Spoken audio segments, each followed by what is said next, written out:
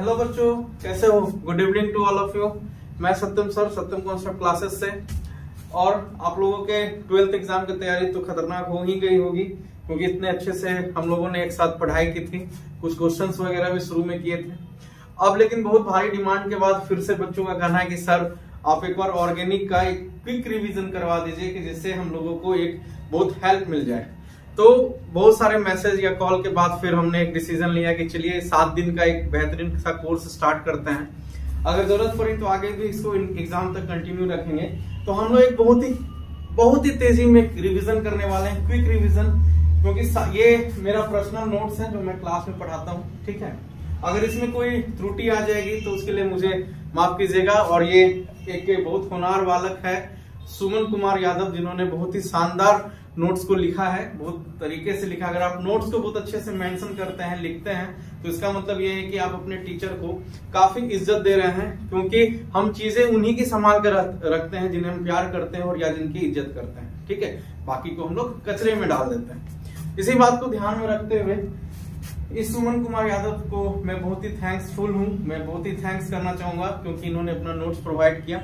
ठीक है, तो हम लोग एक तेजी में रिवीजन करेंगे। तो आप लोग जो भी YouTube के प्लेटफॉर्म पे या Facebook या कहीं भी आप देख रहे हो, तो उसमें स्पीड को आप बढ़ा दें थोड़ा, क्योंकि हम लोग एक क्विक रिवीजन करेंगे। मैं भी जल्दी जल्दी रिवाइज करूंगा, क्योंकि इसको बहुत अच्छे से हमने पढ़ लिया है। बस ये लास्ट टाइम एक रिवीजन जैसा है। ठीक है, तो अब करते क्या क्या है देखते हैं। ठीक है, अगर इस बच्चे से भी लिखने में कहीं मिस्टेक हो गई हो तो इस बच्चे को भी एक छोटा सा प्यार देकर माफ करेंगे। ठीक है, तो आज का हम लोगों का जो टॉपिक है वो हम लोगों का टॉपिक है ऑर्गेनिक केमिस्ट्री। इसमें हम लोग सबसे पहला जो चैप्टर आता है हेलो एल्केन हेलो एरीन है, ये सब आप लोगों ने जानते भी होंगे। Alcohol, phenol and ether, aldehyde, ketone. उसके बाद आपका आता है amine, biomolecules, polymer, chemistry everyday in life. ठीक है, अभी मैं हिंदी मीडियम के बच्चों के लिए ये वीडियो बना रहा हूँ, और जो भी बच्चे देख रहे हैं उनको ज्यादा से ज्यादा शेयर कर दें, क्योंकि बहुत ही क्विक रिवीजन है। और इस जो क्विक रिवीजन है मैं वादा करता हूँ बहुत ज्यादा हेल्पफुल होगा आप लोगों के लिए। मैं ये मान के चल रहा हूँ कि आपके पास नोट्स अवेलेबल है, किसी भी टीचर का हो, बस इसको आप एक क्विक रिवाइज करेंगे। ठीक है, चलिए, हम लोगों का एक सबसे बेहतरीन ऑब्जेक्टिव इससे पूछा जाता है, यह है आप लोगों का एक सिग्मा बॉन्ड और पाई बॉन्ड के कंसेप्ट पर एक क्वेश्चन आता है। इसमें नंबर ऑफ कितना सिग्मा बॉन्ड और पाई बॉन्ड है। ठीक है, और इसी से एक संकरण जुड़ा रहता है, sp3 है या sp2 है या sp है। इसी से संरचना जुड़ी रहती है, चतुष्फलकीय है या समतलीय कोणीय है या फिर रेखीय है। ठीक है, तो इसके लिए जो प्रॉब्लम हम लोग बनाते हैं, इसमें एक सिंपल सा एक आपको चार्ट दिख रहा होगा, ये ट्रिक है। इसमें क्या करना है कि अगर आपका सिंगल बॉन्ड है कार्बन के बीच में, क्योंकि हम लोग ऑर्गेनिक केमिस्ट्री पढ़ रहे हैं तो इसमें कार्बन ऑलरेडी रहेगा, तो कार्बन अगर सिंगल बॉन्ड है तो उसमें एक सिग्मा होगा, 0 पाई होगा। और जब उसका अगर वो सिंगल बॉन्ड से कनेक्टेड है तो उसका संकरण क्या होगा, sp3 होगा। आकार क्या होगा उसका, चतुष्फलकीय होगा।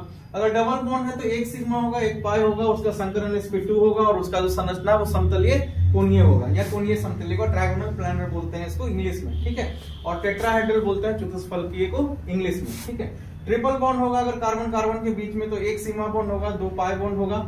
ठीक है, और उसमें उसका जो संकरण है वो sp होगा, वो रेखीय होगा। ठीक है, अब ये सवाल उठता है कि सर इसको हम लोग क्विक कैसे बनाएं, क्योंकि इससे जो भी कॉम्पिटिटिव एग्जाम में है उनको उनका जो रोल मॉडल क्लास मान लिया गया है वो 11th-12th है। अब वो लुसेंट का जमाना अब ज्यादा जा रहा है, तो इसलिए आप लोग 11th-12th पे फोकस करें। ये सब एग्जाम कॉम्पिटिटिव एग्जाम के क्वेश्चन आते हैं, तो हम लोग इसमें करना क्या है, यहाँ एक सिंपल सा एग्जाम्पल है, तो हमको कुछ नहीं देखना। यहाँ सिंगल बॉन्ड है, हाँ, संकरण पूछेगा, sp3 यहाँ भी है, sp3 यहाँ भी है, sp3। ठीक है, अब इसमें सिग्मा बॉन्ड देखना है, तो सिंगल बॉन्ड है, जितना सिंगल बॉन्ड होगा एक सिग्मा होगा, 1 2 3 4 5 6 7 8 9 10 सिग्मा बॉन्ड है।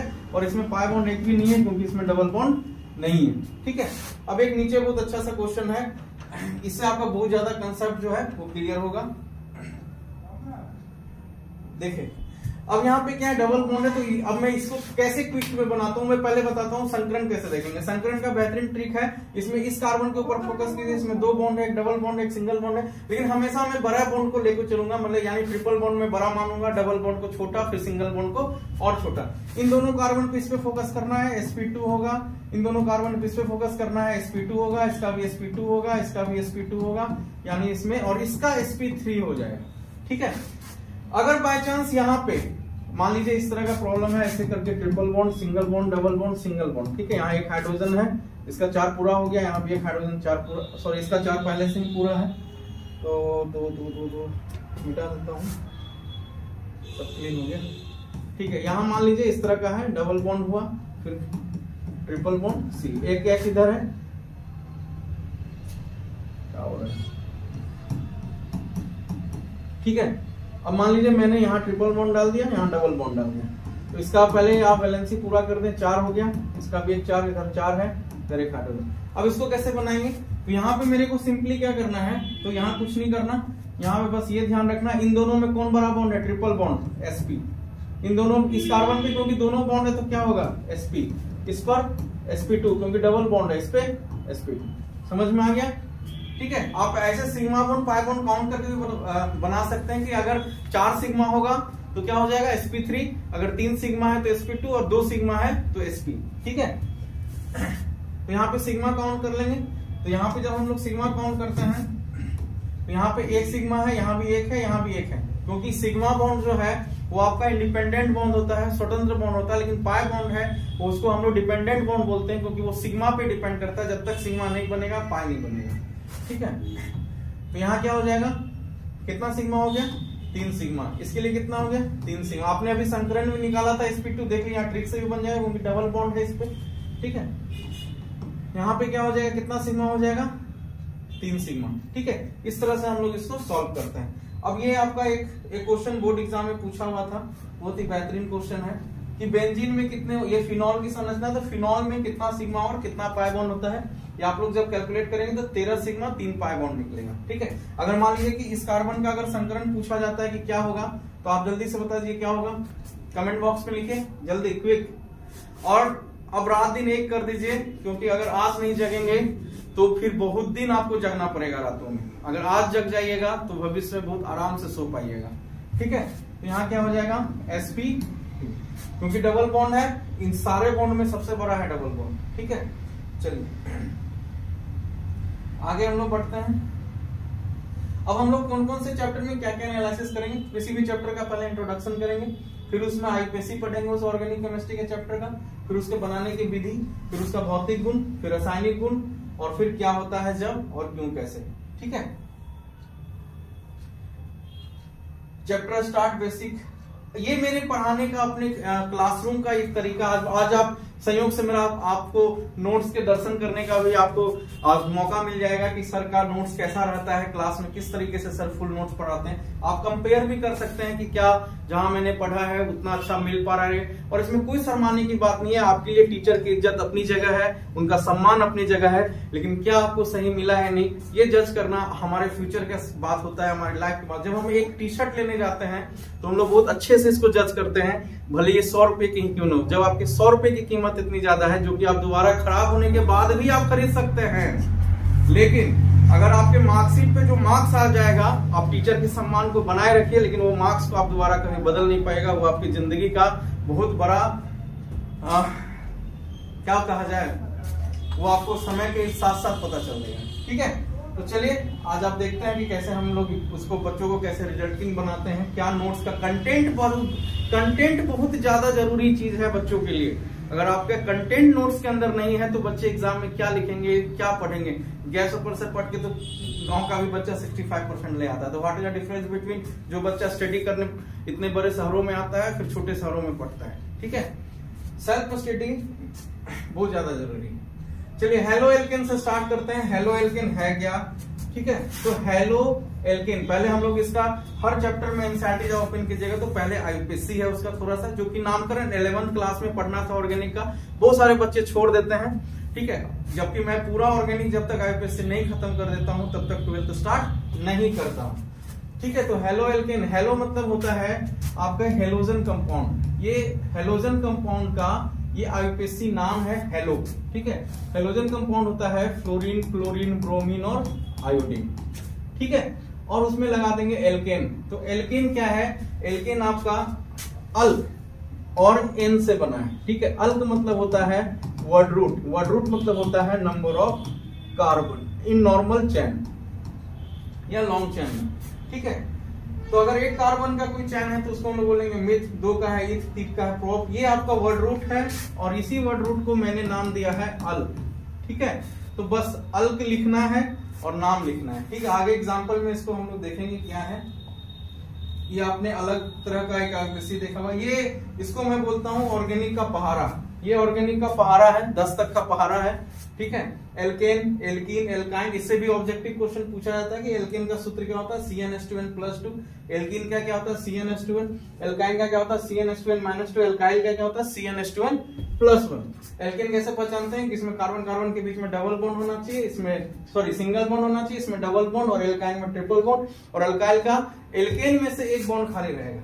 ठीक है, इसका एक कार्बन का कंपाउंड क्या बनेगा, मीथेन। इसमें नहीं बन सकता, ये भी नहीं बनेगा, ये होगा आपका मिथाइल। ठीक है, इसका सूत्र क्या होगा, CH3।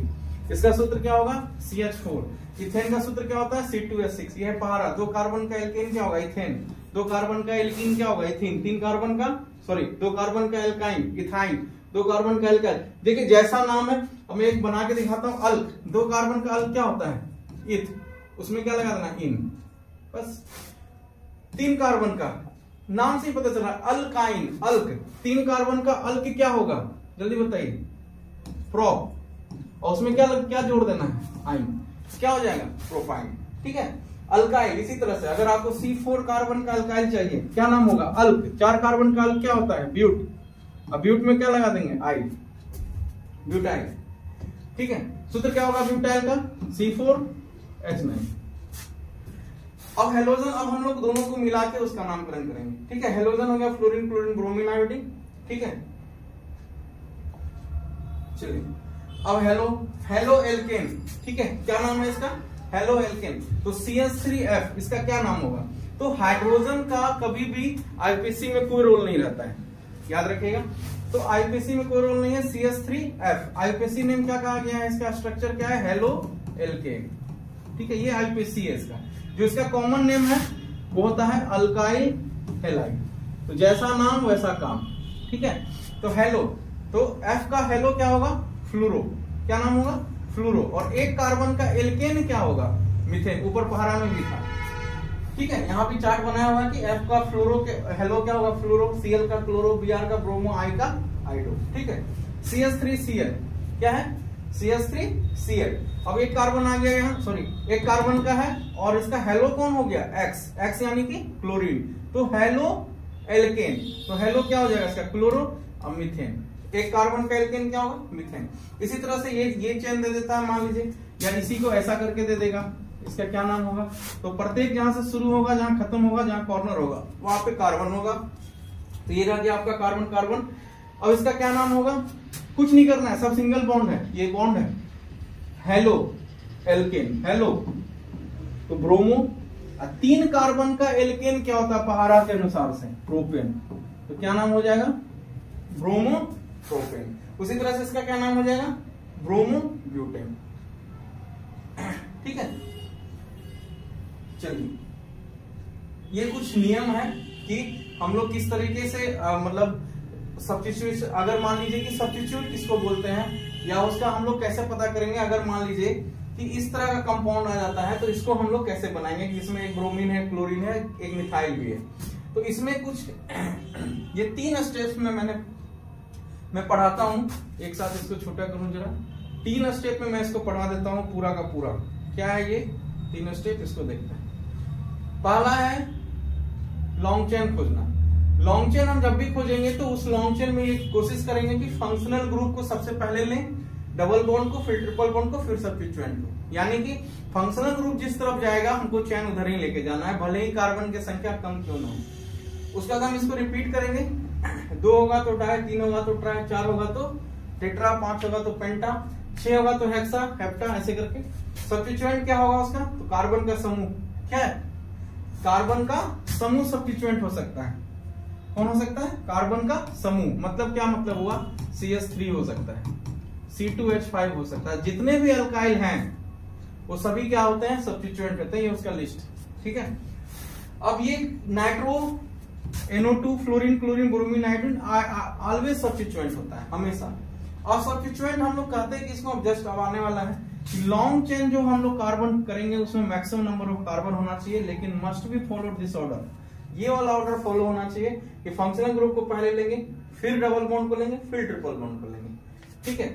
और ऑलवेज फॉलो ABCD देखेंगे, उसके अनुसार से नाम लिखेंगे, यानी कि अगर एक ही कैटेगरी में अगर दो चीज आ जाता है एक जैसा, तो उसमें जो अल्फाबेटिकल ऑर्डर में होगा उसको हम लोग पहले लिखेंगे, ठीक है। ये मैं इस तरह से नहीं पढ़ा रहा हूँ, ये क्विक रिवीजन है। अगर आपको इसका डिटेल अगर क्लास चाहिए तो हम लोग ऑर्गेनिक की क्लास स्टार्ट कर रहे हैं 11th बच्चों के लिए ऑनलाइन क्लास, तो आप वहां से भी ले सकते हैं। पहले भी यूट्यूब पे सत्यम केमिस्ट्री डालिएगा तो वहां पे आ जाएगा, वहां से भी आप ऑर्गेनिक का डिटेल 16 लेक्चर में दिया हुआ, वहां से उसको देख सकते हैं, ठीक है। अब एक एग्जांपल है जैसे C दिया। अब इसमें तो लॉन्ग चेन आपको ऊपर की ओर दिख रहा है, तो मैं क्या करूंगा, ये ऊपर की ओर का एक लॉन्ग चेन बन गया। ये जो लॉन्ग चेन है,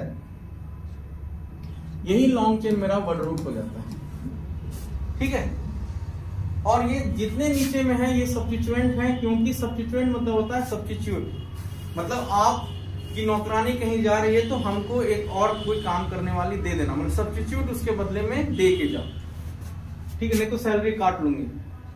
तो ये आपका सब्स्टिट्यूएंट हो गया। अब नाम लिखने का जो बॉडी है वो होता है सबसे पहले सब्स्टिट्यूएंट, फिर हम लोग लिखते हैं वर्ड रूट, फिर लिखते हैं हम लोग फंक्शनल ग्रुप, ठीक है। ये आपका तीन, मतलब कोई भी आईपीएससी इसी तीन चीजों में बटा होता है। अब सब्स्टिट्यूएंट ये है तो इसको अल्फाबेटिकल ऑर्डर में लिखेंगे, क्योंकि सब सब्स्टिट्यूएंट है, तो ये हो गया ब्रोमीन, ये हो गया क्लोरो, ये हो गया मिथाइल। सबसे पहले ब्रोमीन को लिखते हैं, तो 2 ब्रोमो 3 क्लोरो 4 मिथाइल हेक्सेन, ठीक है। अब ये यहां तक सब्स्टिट्यूएंट हो गया। फिर मैंने लिखा वर्ड रूट, 6 कार्बन का वर्ड रूट हेक्स, और सब में सिंगल बॉन्ड लगा हुआ है इसलिए ANE हो जाएगा, ठीक है। इसी तरह से ये प्रैक्टिस, ये सब पूछा हुआ क्वेश्चन है बोर्ड एग्जाम में, ठीक है। ये सारे क्वेश्चन जो है, जो क्वेश्चन बैंक है उससे लिया हुआ था, सारे क्वेश्चन आपके बोर्ड एग्जाम में पूछे, आप प्रैक्टिस कर सकते हैं इससे, ठीक है। अब ये बहुत बेहतरीन एक क्वेश्चन है, ये वाला बता देता हूं मैं कि 4 टर्सरी ब्यूटाइल 3 मिथाइल हेप्टेन। ये क्लासरूम का मेरा नोट्स है, जो मैं बोर्ड पे, व्हाइट बोर्ड पे लिख के बच्चों को पढ़ाता हूँ, वो वाला नोट्स है। तो ये तिगड़ा कंसेप्ट के साथ है, और इसमें सारे क्वेश्चन कवर भी हैं, और टाइम पे सिलेबस भी खत्म होता है। इस साल 12 दिसंबर को खत्म हुआ था। और नो एक्स्ट्रा क्लास, नो 2 घंटे की class, no Sunday, only Monday to Saturday on white board, ठीक है। चलिए, ये डिजिटल बोर्ड तो मैंने उधार में लिया है, ठीक है। 4 टर्सरी ब्यूटाइल 3 मिथाइल हेप्टेन, इसका क्या नाम होगा? तो इसमें एक नया चीज आ गया है, 4 टर्सरी ब्यूटाइल। कह रहा है कि ब्यूटाइल मतलब मेरे को 4 कार्बन का तो सब्स्टिट्यूएंट चाहिए, लेकिन वो होना कैसा चाहिए? टर्सरी। तो टर्सरी का मतलब होता है कि जो कार्बन, एक कार्बन से 3 कार्बन जुड़ा हुआ हो। क्या जुड़ा हुआ हो? एक कार्बन से। इसमें मिटाने वाला यार अजीब सा ही है, ऐसे मिटता। चलो कोई नहीं। ये होता है टर्सरी, कि एक कार्बन जो है वो 3 कार्बन से जुड़ा हुआ होता है, तो उसको हम बोलते हैं टर्सरी, यानी कि 3 डिग्री कार्बन है वो। अब ये आपका सब्स्टिट्यूएंट जैसा काम करेगा, यानी कि इसका जो नाम होगा ये टर्सरी ब्यूटेन। ऐसा हम सिंपल वे में नहीं बोल सकते, क्योंकि इसका एक बॉन्ड खाली है, इसलिए ये कहीं अटैच होगा और यही कहलाएगा आपका ब्यूटाइल। तो अब ये कितने नंबर पोजीशन पर है देख लीजिए, 4 नंबर। तो इसको बनाने का एक टेक्निक मैं बताता हूं, अगर आपको कभी आ जाए कि संरचना से आपको नाम से संरचना कैसे बनाना है। इसके लिए मैं पहले एक हल्का वाला क्वेश्चन कर लेता हूं। देखो बाबू, बकवास चीज नहीं चल रहा है, ठीक है, इस बात पे ध्यान देना। ये पूछता है एग्जाम में कि नाम दे देगा, पूछेगा संरचना। चैप्टर स्टार्ट हो चुका है, ठीक है। अब हेक्सेन, मिथाइल, इथाइल, साइक्लोक्लोरो, अरे ये क्या आ गया? इसका सबसे अच्छा टेक्निक मैं बताता हूं कि सबसे पहले आप अंतिम में खोजिए कि क्या है और वर्ड रूट कितना है। तो साइक्लो है और वर्ड रूट है मेरा 6, यानी कि 6 कार्बन का एक साइकिल बनाना है, तो 6 कार्बन का मैंने एक साइकिल बना दिया। हेक्सेन बता रहा है कि सब सिंगल बॉन्ड होगा, ओके। अब चौथे नंबर पोजीशन और 1 नंबर पोजीशन पे क्लोरीन है, तो 1 नंबर यहाँ क्लोरीन दे देते हैं। यहां से 1 2 3 4 काउंट करते हैं, यहां दे देते हैं मेरा क्या है? मिथाइल। मिथाइल यानी कि CH3। बेसिक अच्छा है तो सब कुछ तगड़ा है, ठीक है। अब ये क्वेश्चन है 2 ब्रोमो ब्यूटेन, तो ब्यूटेन दे दिए 1 2 3 4, अब 2 ब्रोमो, तो सेकंड नंबर पोजीशन पे हम क्या लगा देते हैं, ब्रोमीन। हुआ कि नहीं, इसलिए घबराना नहीं, I am here, no any fear, o my dear. ठीक है, थोड़ा बड़ा कर लें, समझ में आया। अब उसके आगे है मेरा क्या है, हेप्टेन। क्या है हेप्टेन, यही ना लास्ट में जी, हेप्टेन। वर्ड रूट कितने कार्बन का, 7 कार्बन का। सबसे पहले मैं धराधर 1 2 3 4 5 6 7 सबको सिंगल बॉन्ड में जोड़ूंगा, ट्रेन के जैसा, क्योंकि डबल को सिंगल बनाने में ना घिस पिच हो जाता है, गंदा लगेगा। तो सबको पहले क्या करना है, सिंगल में बना देना है। उसके बाद अब शुरू हो जाना है 3 मिथाइल, 1 2 3 3 मिथाइल। अब बोलोगे सर बॉन्ड नहीं पता किए, बॉन्ड तो पता कर ही लिए, एल्केन है, एन है, यानी कि सब सिंगल बॉन्ड होगा। 3 मिथाइल हो गया। अब 4 नंबर पे 1 2 3 4, 1 2 3 4 क्या लगा हुआ, टर्सरी ब्यूटाइल। और टर्सरी ब्यूटाइल का मैंने स्ट्रक्चर क्या बताया था कि एक बॉन्ड खाली रहेगा, यही बॉन्ड आके यहाँ से जुड़ जाएगा। ये आपका अल्काइल हुआ, लेकिन कैसा अल्काइल हुआ, टर्सरी ब्यूटाइल का अल्काइल। ठीक है, उसी तरह से एक क्वेश्चन है, ये पूछा हुआ क्वेश्चन है बोर्ड एग्जाम में, नहीं हो तो क्वेश्चन बैंक खोल के देख लीजिएगा। ठीक है, ना मैं झूठ बोलता हूं ना मेरा नाम झूठा है। ठीक है, 4 टर्सरी ब्यूटाइल 1 3 डाइआइडो हेप्टेन। हेप्टेन मतलब 7 कार्बन। ठीक है, हो गया। एन लगा हुआ, सब single bond. 1 number 3 number position पे डाइआइडो है, यानी कि 1 नंबर इधर से काउंट करते हैं, 1 और 3 दोनों पे आयोडीन लगा देंगे, डाइआइडो यानी 2 आयोडीन है। और 4 टर्सरी ब्यूटाइल कितने नंबर पे है, 4 नंबर पे, तो 1 2 3 4 नंबर पे टर्सरी ब्यूटाइल हो गया। चलिए आगे बढ़ते हैं। बेंजीन, ये बेंजीन के कुछ ऐसे नाम हैं जो बोर्ड एग्जाम में डायरेक्ट पूछे जाते हैं। जैसे टॉलिन का सूत्र क्या होता है, ठीक है, CH3। बेंजीन का तो सूत्र आपको पता है, C6H6 होता है। ठीक है, और इसी C6H6 के कारण एक ऑर्गेनिक केमिस्ट्री का एक अलग ही केमिस्ट्री है। ठीक है, एक एलिफैटिक केमिस्ट्री होता है, ऑर्गेनिक केमिस्ट्री, एक आपका बेंजीन यानी कि एरोमेटिक केमिस्ट्री होता है। ठीक है, तो आप हायर एजुकेशन में जब MSc या BSc वगैरह करेंगे तो वहां आपको अलग अलग पढ़ना है। ठीक है, फिनॉल का सूत्र क्या होता है, बेंजीन के ऊपर OH, इसको लिखेंगे C6H5OH। C6H6OH नहीं, ये भी ऑप्शन में रहता है लेकिन ये नहीं होगा। टॉलिन, ठीक है, CH3 एनिलीन NH2। ठीक है, अब ये पोजीशन है कि बेंजीन पे पोजीशन का खेल है। ये बच्चा लोग को मार लगता था इसी सर्कल के कारण। ठीक है, तो 1 2 अगर एक को मैं स्थिर रखता हूं तो इसको मैं काउंट करूंगा दूसरे नंबर पे, तो इसको हम लोग बोलेंगे ऑर्थो। और ये हुआ 1, ये हुआ 3, तो इसको मैं बोलता हूं मेटा। और अगर ये होगा 1 नंबर और 4 नंबर पोजीशन पे, तो इसको मैं बोलता हूं पारा। ठीक है, याद हो गया। तो ऑर्थो, मेटा, पारा। ठीक है, PMO, ऐसे इसको याद रखना है। ठीक है, कि कोई भी मिनिस्टर होगा वो बीच में बैठेगा। ठीक है, तो PMO, प्राइम मिनिस्टर ऑफिस। ठीक है, हो गया। चलिए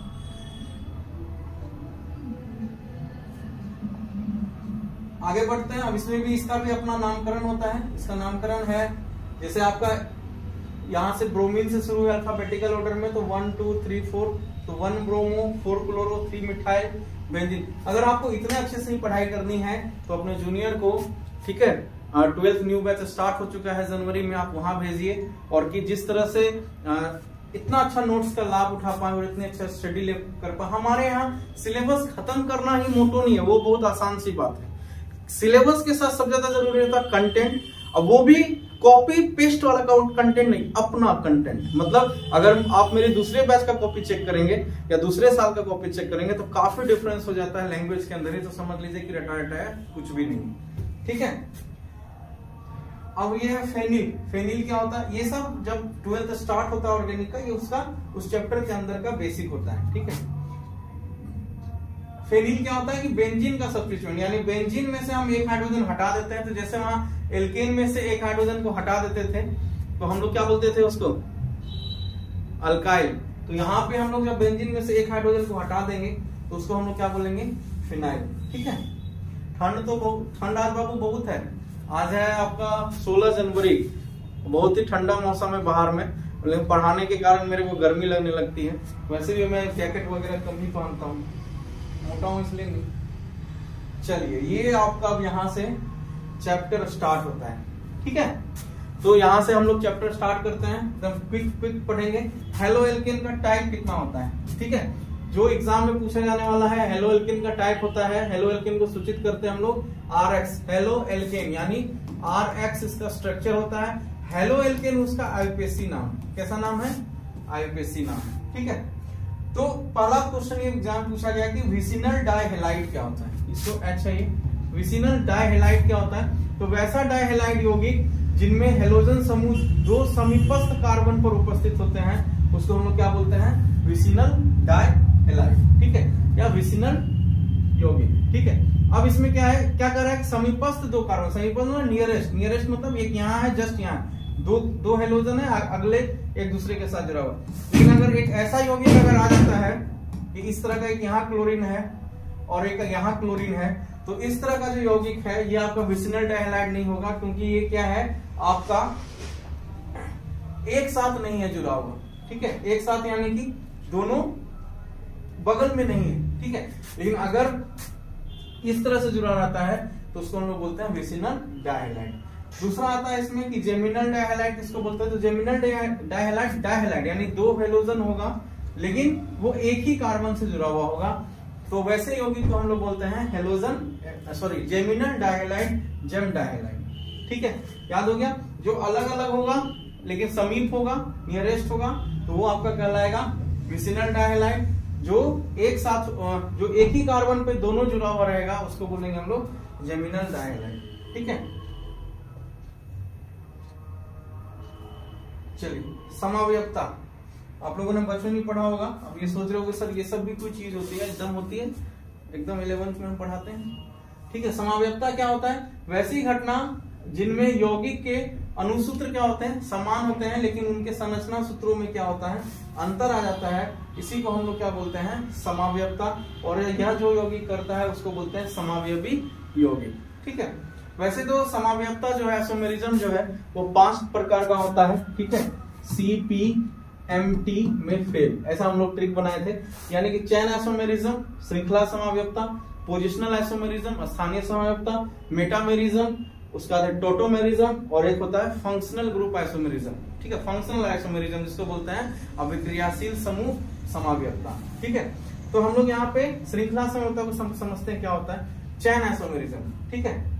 चैन आइसोमेरिज्म में क्या होता है कि इसमें जो भी यौगिक है उनके संरचना सूत्र तो समान होंगे ही, साथ में उसकी जो श्रृंखला है वो चैन में बदल जाती है। और इसको पहचानने का और कंसेप्ट क्या है ये मैं बताता हूँ। कार्बन की श्रृंखला में भिन्नता पाई जाती है, ठीक है। मतलब पहले इसका मान लीजिए ये यहाँ पर है, ये यहाँ क्लोरीन होगा, कार्बन है, ठीक है। यहाँ मान लीजिए 1 2 3 4 कार्बन का है,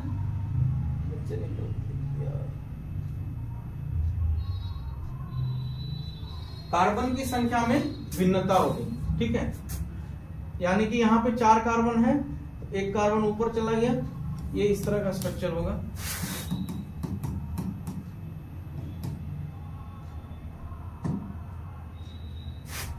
इसका स्ट्रक्चर इस तरह का होगा, C एक C यहाँ आ जाएगा, ठीक है। इस तरह में क्या हुआ कि इसकी जो श्रृंखला समावयवता यानी कि जो चैन पहले बना हुआ था कार्बन का, वो चैन अब किसमें बदल गया, शाखा में बदल गया। और इस शाखा में बदलने के कारण से क्या होता है, इसके जो उत्पन्न समावयवता है यानी कि इसके अनुसूत्र समान होंगे लेकिन जो इसकी संरचना सूत्र है वो अलग अलग हो गई, तो ऐसे समावयवता को हम लोग बोलेंगे श्रृंखला समावयवता। अब स्थानीय समावयवता में क्या होता है कि जो उसका पोजीशन है, किसका पोजीशन, फंक्शनल ग्रुप का जो पोजीशन है वो चेंज हो जाता है और जो कार्बन की संख्या है वो सेम रह जाती है, ठीक है। जैसे यहाँ पे देखिए 1 2 3 ब्रोमीन है, अब ये ब्रोमीन यहाँ से उठ के यहाँ आ जाएगा। अब जो इसमें पहले मेन चेन था, ठीक है, जो इसका नामकरण था वो 1 ब्रोमो प्रोपेन था और इसका हो गया 2 ब्रोमो प्रोपेन, ठीक है। लेकिन दोनों की कार्बन की संख्या क्या है, लॉन्ग चेन में जितना कार्बन है वो बराबर है, यहाँ लॉन्ग चेन में कार्बन की संख्या क्या हो गई, अलग अलग हो जाती है, ठीक है। अब इसी के साथ जो 12th के सिलेबस में है जो पढ़ना है, वो है आपका प्रकाशीय समव्यवस्था। ठीक है, प्रकाशीय समव्यवस्था क्या होता है इसको मैं बताता हूं आपको, बहुत ध्यान से देखिएगा। प्रकाशीय समव्यवस्था होता है कि किसी भी कार्बनिक यौगिक का वह गुण जो कि पीपीएल यानी कि प्लेन पोलराइज्ड लाइट, ठीक है, क्या होता है पीपीएल यानी कि प्लेन पोलराइज्ड लाइट समतल ध्रुवीय प्रकाश के डायरेक्शन को क्या करता है, चेंज कर देता है। तो ये जो चेंजिंग होती है, ये जो रास्ता बदल जाता है, मतलब बाएं से दाएं की तरफ आ जाता है, तो इस तरह का जो यौगिक समव्यवस्था दर्शाते हैं वो आता है प्रकाशीय समव्यवस्था के अंतर्गत, जो कि आपका एक स्पेशियल आइसोमेरिज्म है, आकाशीय समव्यवस्था 3D। ये अभी जो इससे पहले था वो 2D था, ये पूरा का पूरा जो समव्यवस्था है ये समव्यवस्था आपका 3D समव्यवस्था के अंतर्गत आता है। ठीक है, तो इसमें क्या होता है,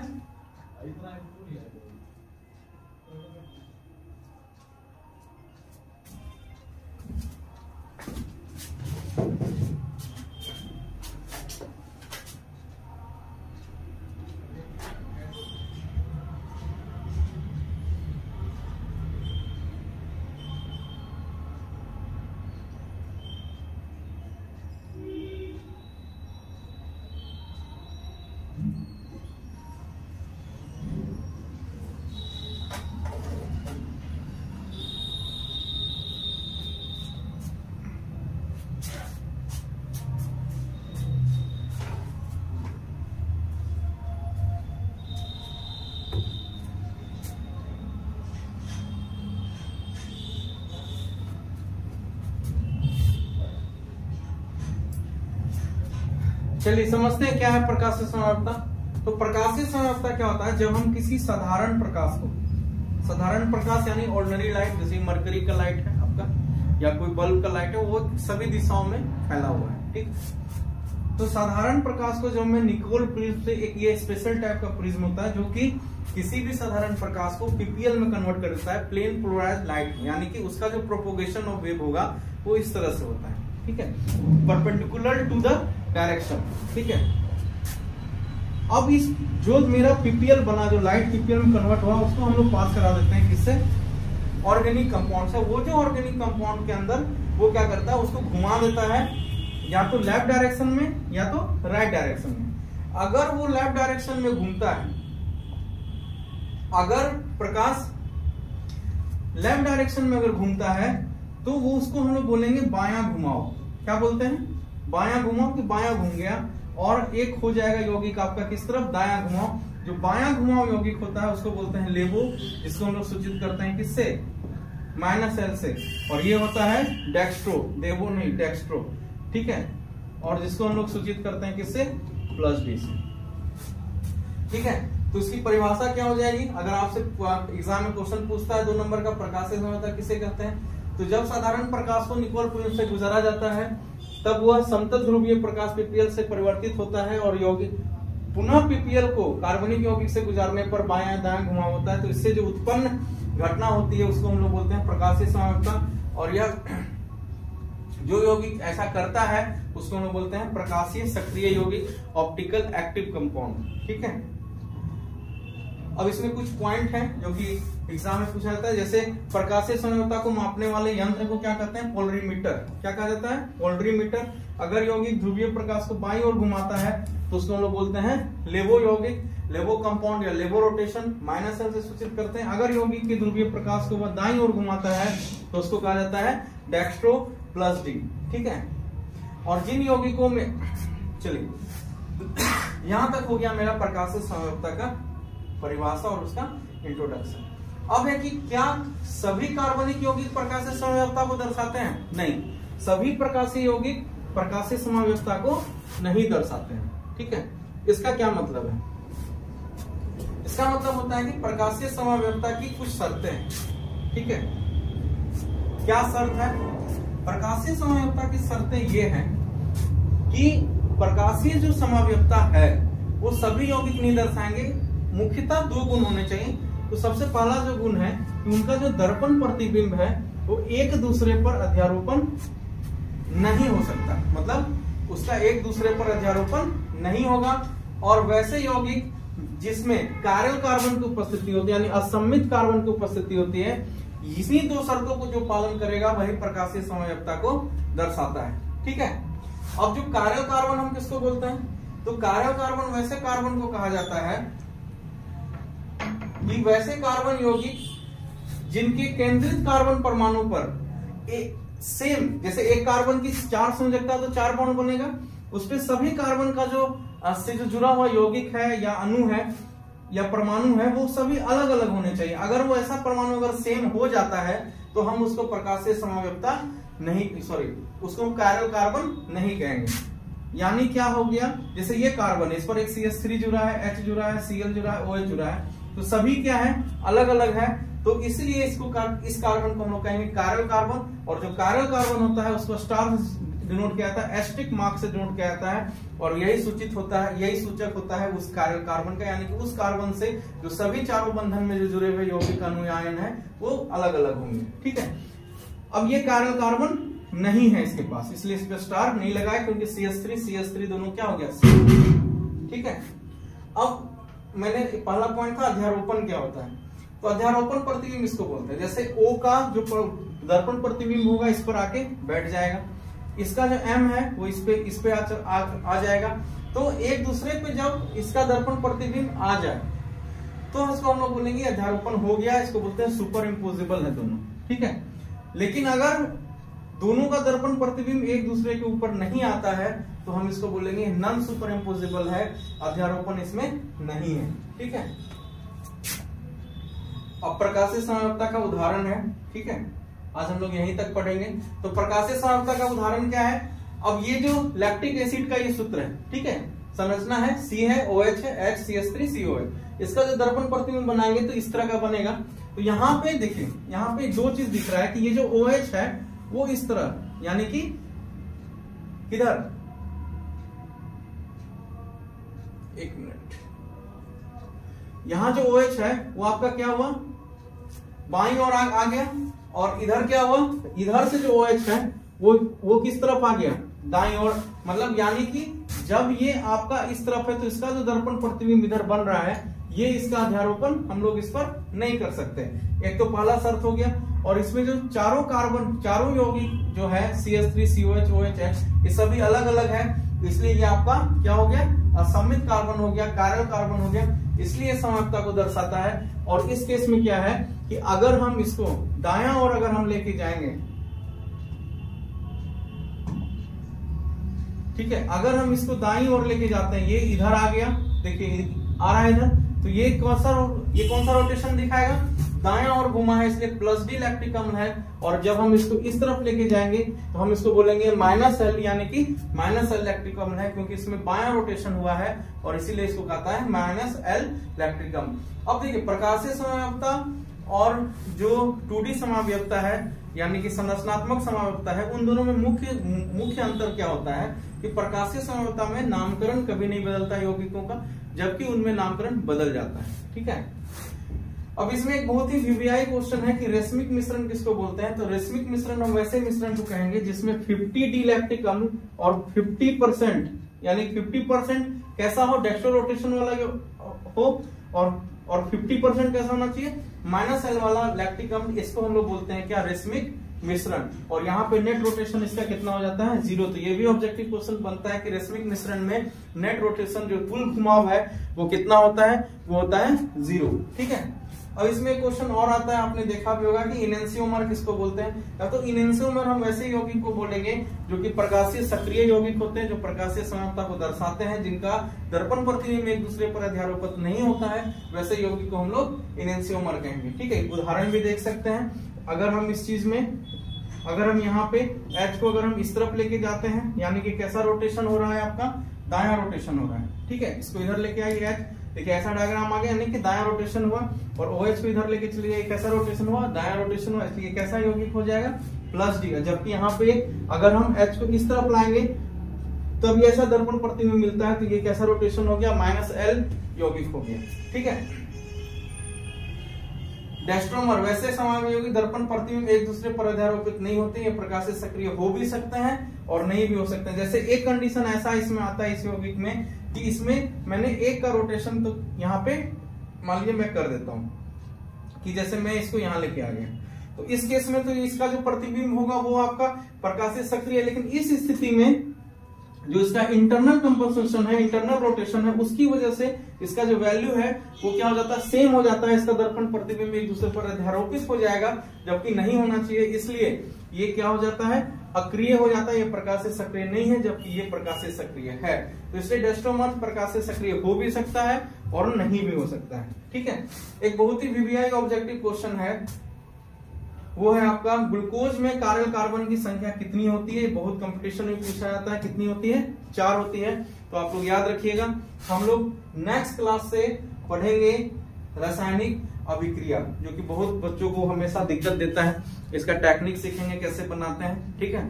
तो आज की क्लास हम लोग यहीं रहने देते हैं। आज पहली क्लास थी, इसी तरह से क्विक रिवीजन करके हम लोग एक पूरा सॉलिड खत्म करेंगे।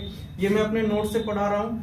तो आपको एक चीज अंतर तो जरूर पता चल रहा होगा कि आप पूर्णिया बिहार में कि जो सत्यम सर का केमिस्ट्री का जो नोट्स है वो बहुत ज्यादा बिकता है, बाद में बहुत बच्चे लेते हैं। ये मैं अपने लिए नहीं बोल रहा हूँ, ये बच्चों के लिए बोल रहा हूँ कि अगर आप सही कंटेंट के साथ पढ़ाई करते हैं तो आपको खामियाजा उसका नहीं भुगतना पड़ता है। टीचर का सम्मान अपनी जगह है, लेकिन अपनी लाइफ के साथ खिलवाड़ करना ये कहीं भी जायज नहीं होता है। आज भर के लिए इतना रहने देते हैं। ठीक है। Thank you so much. और ये जो आज मैं वीडियो बना रहा हूँ, ये मैं पूर्णिया में एक उड़ान कोचिंग सेंटर है, मैं उनके एक सुमन सर हैं, उनके गाइडेंस के अंदर उनका हेल्प लेके बहुत बहुत धन्यवाद उनको। हमने यहाँ स्टार्ट किया है एक छोटा सा। ठीक है। अभी तो बस हेल्प ही है। Thank you. ठीक है। आप लोग रिवीजन करते रहिए, ज्यादा से ज्यादा बच्चों को जोड़ते रहिए।